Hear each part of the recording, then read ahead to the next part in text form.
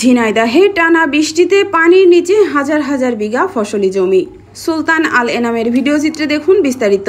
ঝিনাইদহে কয়েকদিনের টানা বৃষ্টিতে জেলার বিভিন্ন উপজেলার হাজার হাজার বিঘা ফসলি জমি পানির নিচে তলিয়ে গেছে। কোথাও তলিয়ে গেছে সবজি ক্ষেত, আবার কোথাও ডুবে গেছে ধানের বীজতলা ও সদ্য রোপণ করা আমনের জমি।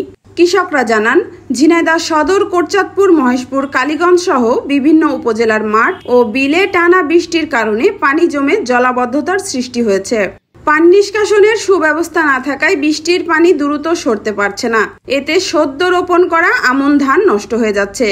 পাশাপাশি মরিচ, পটল সহ বিভিন্ন সবজির ক্ষেতও পানিতে তলিয়ে নষ্ট হচ্ছে।